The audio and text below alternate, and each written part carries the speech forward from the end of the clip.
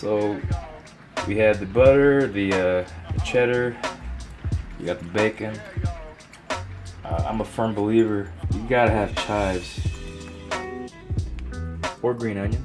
But that kind of like brings out, it kind of integrates all the flavors and it'll give it that last push to greatness. You know, these chives are from our backyard because I use chives a lot. You can see it's pretty well integrated. There's a decent amount of fat with the butter, but we're gonna get a little bit of creaminess with the sour cream. So you can use creme fraiche or whatever. Really big, healthy dollop. And that's the thing about cooking. Don't be scared. Like just fucking go for it. You know. That's how you learn. That's how you get these techniques down. You experiment, try new things. This will give it a nice richness, a fattiness. So that's pretty good. Back to the season, right? So one of the most key critical points to know when you're cooking is, as you add ingredients, usually you want to season as you go, because as you add more stuff, it kind of takes away that flavor. So I hit it with a little bit of salt. There's some salt in the bacon, but you know, I think we put some cheese in there, some butter, and a lot of crack. Black pepper. All right. Integrate. Now we still have these boats, right? We saved all that shit. Guess where this all goes back.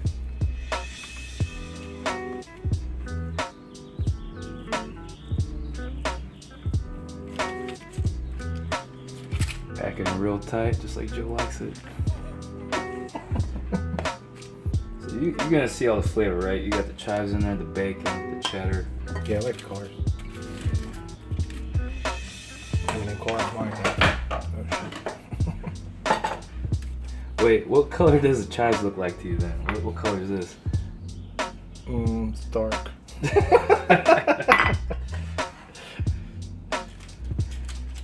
I can't take you anywhere, man. Oh, I can't take myself anywhere.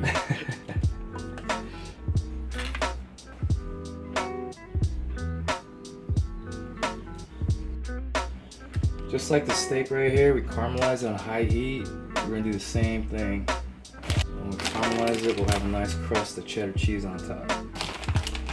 Get one more added layer of flavor. Turn it on as high as you can go. In my case is broil. Put it back in. Maybe 5 minutes. So Al, do you usually do American food, or are you more into Korean? Which you are. I do everything, man. I make my own kimchi. I could do that for you if you want to do it after this. Yeah, I mean, the wifey's, she likes steak and potatoes, so that's what we do. I like steak and potatoes. You and I are from Central Coast. They love tri-tip up there. They love steak, barbecue, so, you know, it's delicious. That's the thing about steak. You can get it pretty much anywhere. And it's really easy to make, so anybody can do it. I love that it's very accessible and it's a crowd pleaser. You can, you know, get your neighbors or whoever the fuck over and you can make it pretty quickly. And then the beautiful part is the sides kind of, you know, the combination of what you put on the side can really make that lunch or dinner. So our case, we have a lot of savory stuff going on and we cut it with the sweet, with the agua fresca. So, and there's gonna be plenty of food for everybody, but let's cut into the steak. That's pretty good, right? Not too done. For steak, you want to cut it perpendicular to the grain. It's kind of hard to see it because I caramelized the shit out of it. I think it's going this way. So if the grain goes this way, cut perpendicular. Let's see if I figured it out right. When I cut too, I like a little bit angled. Because you're Asian, you like that. Oh, fuck you. slices are pretty good. Like that fat is still there, right? Try that.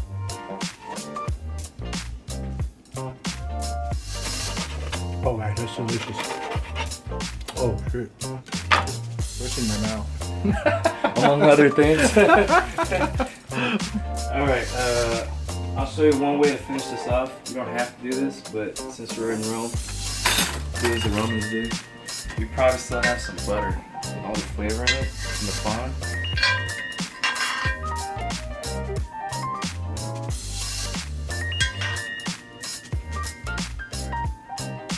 How'd you learn how to cook, man? Good question. Most of it's online. Foodwishes.com. Chef John. Shout out Chef John. I learned a lot from him. Who's that chef that's angry?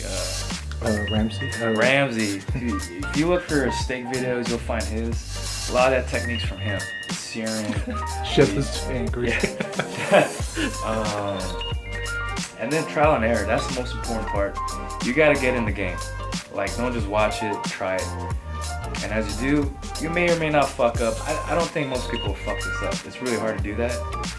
So it behooves you to try it. And you have nothing to lose.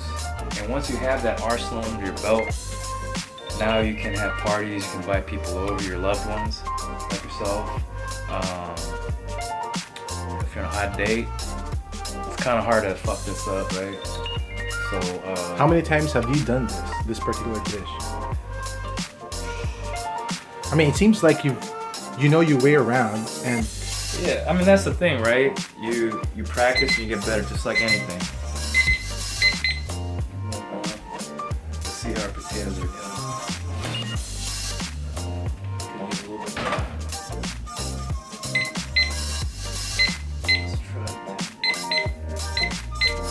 That's another thing.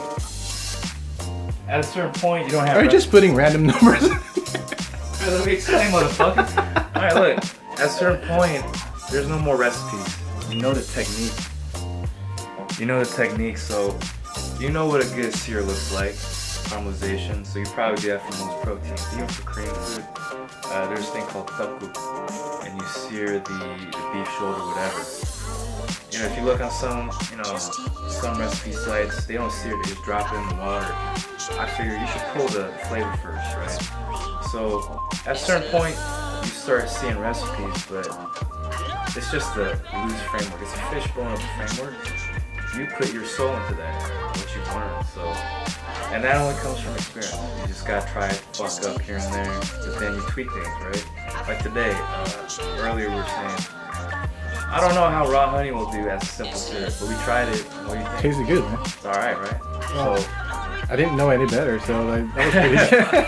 you know what good food tastes like. I think that's the mark of a good meal. You go back for seconds, you know, and that's what we're trying to shoot for. We're not professionals here. We're just people who love food, love to hang out, you know, celebrate positivity, and hopefully, you know, people can take this, run with it, and do special things. So, what do you want to say to our Filipino viewers? Oh no! Don't put me on the spot. Putangina mo. No, shout out Philippines. I love the Philippines. Shout out to my boy JJ Florendo. Yeah, man. You know, no matter where you're from, though, you can cook good shit. You know, it's you know, it knows no bounds. You can cook, you can learn techniques, and that's the thing. It's accessible. Anybody can do it. These techniques, anybody can learn. You just gotta put the time in, just like anything. And once you have that with the rest of your life. You don't need to pay. You don't need to go to steakhouses and pay them $40 for a nice steak. You can do that at home. I don't know. What do you think? Is it worth $69? And change. Yeah, so that's it. We'll see how the potatoes come out in a little bit, but we'll plate up for Joe, see what he thinks. All right, cool.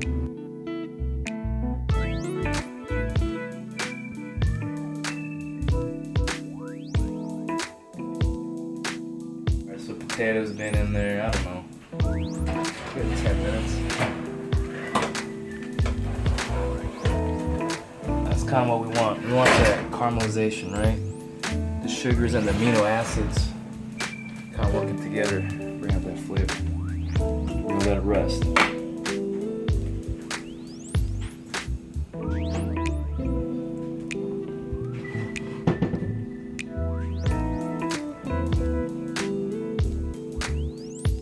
So that's it, you guys.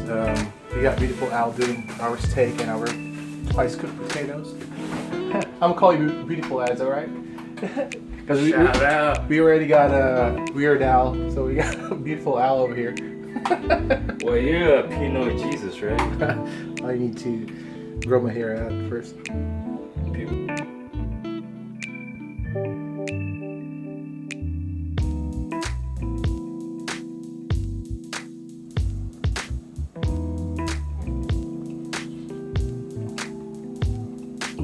Okay, delicious.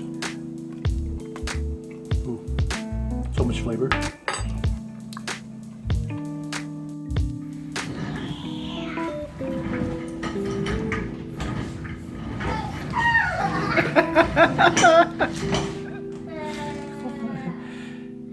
How'd you like that, Adam? See how he does off the chair.